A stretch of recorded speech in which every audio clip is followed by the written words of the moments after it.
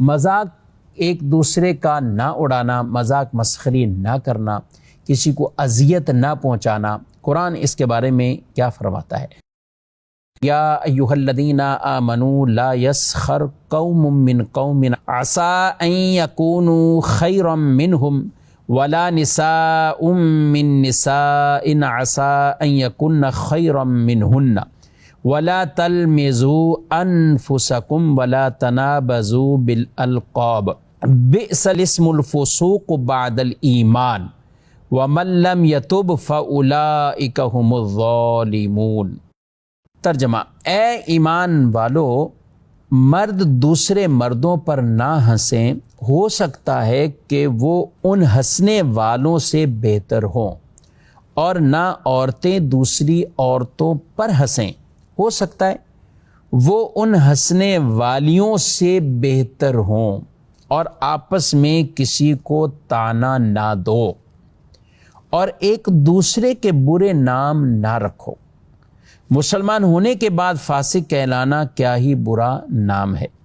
اور جو توبہ نہ کرے تو وہی ظالم ہے۔ اس آیت مبارکہ کے بھی کچھ پس منظر اور شان نزول کو بیان کیا گیا، اور ایک شان نزول یہ بیان کیا کہ بعض صحابہ بڑے غریب صحابہ تھے، مالی طور پر غربت والے تھے، تو ان کا ایک قبیلے والے بنی تمیم اور اس طرح کچھ ذکر کیا کہ انہوں نے مذاق اڑائے کہ یہ کیسے ہیں، اور ان پر ہنسے۔ اچھا، کوئی کسی کی غربت پر ہنس رہا ہے، کوئی کسی کے نسب پر ہنس رہا ہے، کوئی کسی کے خاندان پر ہنس رہا ہے، اور آج بھی ایسا ہے،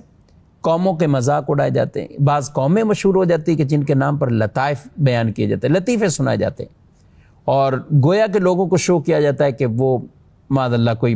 بے وقوف قوم ہے، اس طرح ہے۔ تو کسی قوم، خاندان یا کسی کے رنگ کے کالے یا کچھ ڈارک ہونے کی وجہ سے یا اس طرح کی کوئی چیزیں،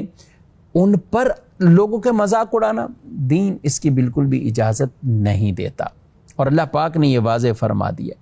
کہ ان عیوب کی وجہ سے یا کسی وجہ سے بھی آپ کسی مذاق اڑا رہے ہو سکتا ہے وہ ان سے بہتر ہو، یعنی جن کا مذاق اڑایا جا رہا ہے وہ بہتر ہوں ان سے، یعنی اللہ کے نزدیک ان کا مقام مرتبہ بہت اچھا ہو، بہت بلند ہو۔ تو اس لیے کسی کے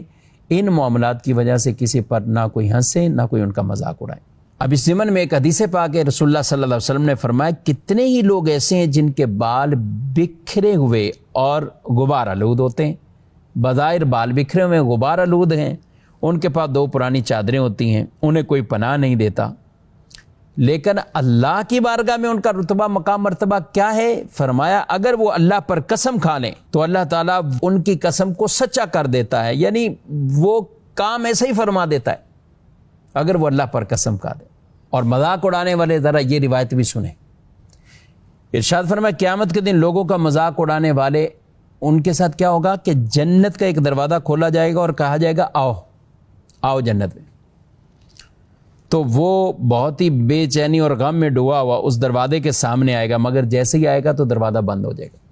جیسے وہاں پہنچے گا دروازہ بند ہو جائے گا۔ پھر اسے جنت کے دوسرے دروازے سے بلایا جائے گا کہ آؤ،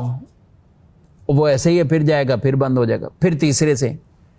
یہاں تک کہ پھر اسے بلایا جائے گا تو وہ بالکل وہ نا امید ہو جائے گا کہ پھر دوبارہ بند ہو جانا ہے، تو وہ جائے گا ہی نہیں اب، تو یہ جنت میں یوں جانے سے محروم ہو جائے گا۔